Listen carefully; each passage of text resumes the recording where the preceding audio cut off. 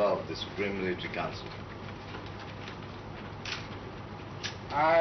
The people running Nigeria have come and gone quite quickly since independence, but the time-honored pomp and circumstance seldom changes, and so it was at the swearing-in ceremony in Lagos. 16 military governors were sworn into power on Wednesday.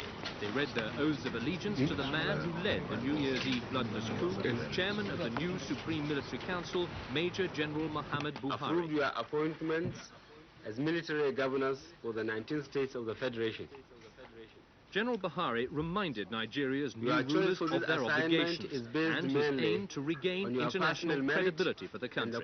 One of the Council's first acts was to give armed citizens 2 weeks to surrender unlicensed firearms and ammunition or face 10 years imprisonment with hard labor. Lagos Airport was reopened, telephone and telex links with the outside world were re-established, and the country's dusk to dawn curfew lifted. The conduct of the 1983 elections dashed that hope, since as I said before on another occasion, that election could be anything but free and fair. The Nigerian people were therefore limbered with a government whose suspect massive victory at the polls lulled it into a state of complacency. The planless, downright incompetence and irresponsibility which characterized the previous 4 years continued. Gentlemen of the press, the Nigerian armed forces could not stand idly by while this country was drifting towards a dangerous state of political and economic collapse through the continued ineptitude and insensitiveness of a political leadership who were apparently unwilling to change. It had a duty to intervene to clean up the economic mess and set this country once again on the path of sanity. On OPEC, we have to be quick to say so because there are other member countries who try to cause confusion in the oil market by speculating that we are going to panic and start selling oil at cheap. We are in OPEC, and even if we are going to change our opinion about OPEC, we are going to consult them. This is what we said. Stop corruption was the military's slogan when it seized power in Nigeria.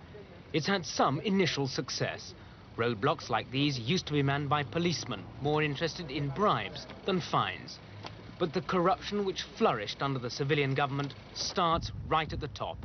Arsonists tried to burn down this Nigerian equivalent of the post office tower to try and cover up an alleged fraud. 2 government ministries were also burned down in suspicious circumstances.